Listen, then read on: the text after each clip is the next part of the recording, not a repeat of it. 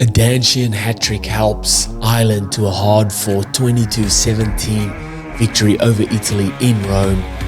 2 yellow cards and 1 red card to Italy did not help their case at all, but they fought hard right until the end and definitely had Ireland on ice skates a couple of times there. But before we get into it, let me know in the comments what you guys thought of the game, who played well, who didn't, who was your man of the match. Let me know in the comments. Hit that subscribe if you haven't already.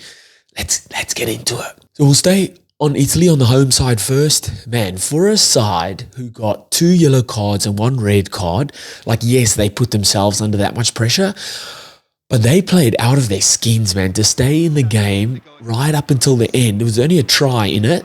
22-17. The end scored, very small margin, and for most of that, a lot of that game, they were playing a man down. Just shows the fight within the side. I think they did really well defensively, up in Ireland's faces, putting them under a ton of pressure. And kind of seeing how France defended versus Ireland and kind of took that same approach. The first 5 minutes, both teams kind of feeling each other out. Very fast pace, and I think Italy definitely had the ascendancy or the upper hand early on in those first opening quarters. Did they have the upper hand? That first try from Montejuani, that was fantastic. Picking out Ireland's... So Ireland were also rush defending, but staggered. So Mac Hansen shot up out the line. Minocello picked that up, and Basru makes the half break, gets the little offload to Garbisi. The time he has to make this play or to execute that little grubber and then to execute it to a T, unreal. On the left boot, perfectly weighted little grubber, and Montejuani goes over to score. I just love that, the depth from this Italian backline, then picking out that staggered defense. Minocello busts through, Garbisi, little grubber, and then Ioane scores. Beautiful way to counteract that rush defense. And then execute on those little plays. Beautiful, beautiful opening try there. Minocello and Brex causing absolute havoc in the midfield again. Lovely few line breaks early on. Just that late pass at the line. And Minocello's angle, he runs back at the ball. It's so hard to defend. Even if you read it, you have to make a dominant tackle there. Otherwise, he's busting through. He's a bigger body as well, and he runs those lines really, really well.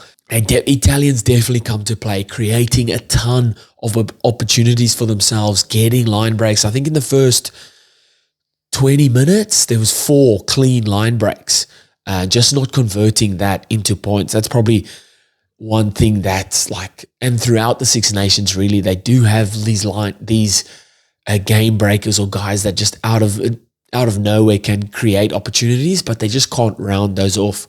The yellow card, the cards start off with Lomaro. It's just very silly, tapping the ball down, and just silly. Can't be doing that, and he was not happy with himself there. And it's just, man, these Italian forwards working their absolute tails off, and then something silly like that, they get yellow carded. They did have 3 injuries in the first 30 minutes. Luckily, they went with the 6-2 split. But, man, their forwards really tried their tails off, but then concede a try as soon as they get that yellow card. And it's really, really hard to come back from stuff like that. Halftime, so they were leading 10-8 right before halftime. Lomaro gets the yellow card. Ireland kick the ball down, set up the maul, and Danshian goes over. So Ireland take the lead at halftime. I thought in the second half they did really well at slowing Ireland's ball down, only in patches. Forwards did really well with that, but then out wide, Minocello again, so good at getting over the ball and just slowing it down. Maybe not stealing it, but just slowing it down, and that just halts the momentum of Ireland, and he does that really well. Another yellow card that turned red. Ross Vincent off a kickoff. Ugly head-on-head collision with Hugo Keenan. Luckily, Keenan was fine. Just mistimed it totally. Went in for a big shot. Keenan with a late step and just head-on-head. Not good at all. And again, not helping Italy's case. For, I think it was, Varney's try. how quick is Capozzo off the mark? So fast. Gets a grubber pass or a bounce pass down the edge. Just takes off and he's gone. You blink and he's gone. Gets around Ringrose. Lovely chip kick. The ball bounces back and Varney crashes over to score. Bit of magic from Capozzo. Like I said, this Italian side have got guys that can just pull something out of nothing and really keeps them in the fight. But that was about it for the Italians. The standout for me, Minocello, was fantastic on both sides of the ball, with ball in hand and defensively. Really, really good. Tommaso Allen kicking 3 from 3. That helps their case as well. Over to Ireland. Man, handling errors, like not a polished performance at all. They got the job done that was needed of them, was the 4 tries and to win. I'm recording this before the France-Scotland game, and I haven't seen the England-Wales result yet. So Ireland have done what they needed to do to potentially win the Six Nations. It obviously depends on what happens in the other 2 games. But handling errors and problem. I think it was 12 all up. I did right. Yeah, 12 handling errors. That's very disappointing from Ireland on a team that thrives off momentum and getting their plays on an execution as well in attack. 12 handling errors is not what they want. It's obviously credit to Italy, who were really getting up in their faces and forcing a lot of those handling errors. Finlay Beelham's try disallowed. I think it was held up or there was a knock on there. But again, just Ireland, the entries into 22, they do it so many, and we've seen it throughout the Six Nations. That many times they get into the 22, but it just takes them like 3 or 4 entries to then score points. They create so many opportunities in that regard, like getting into the 22, but then not coming away with points. They do finally score after 20 minutes.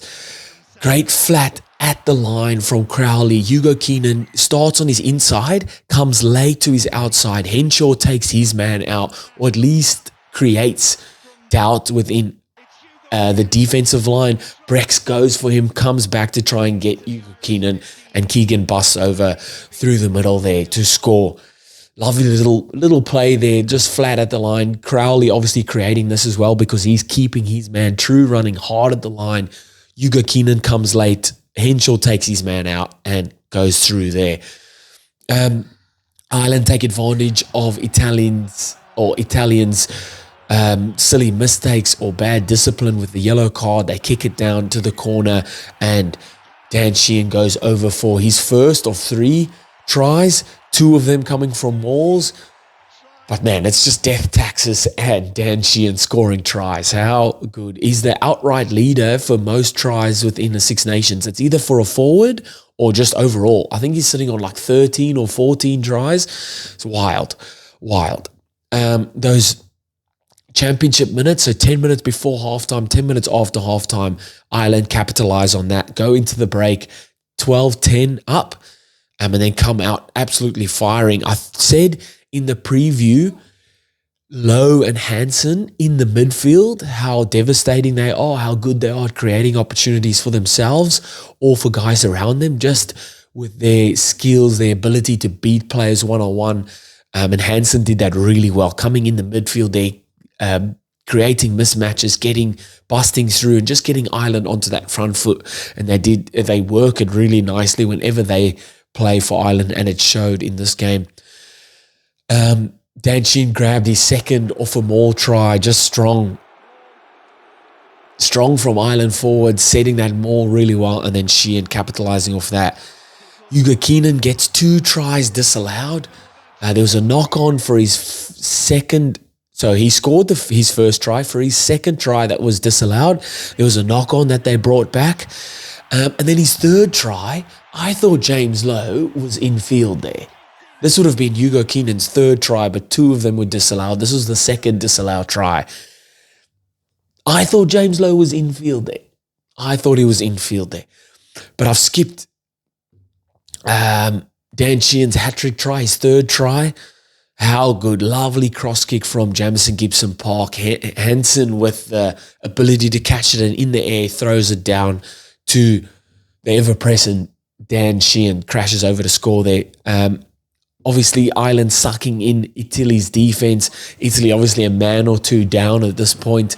Gibson Park picking up that the wingers have all come in and putting in that cross kick. Lovely execution there, and Henson brings it down for Sheehan to score. And then, like I said, I thought Hugo Keenan's the second disallowed try. I thought James Lowe was infield there.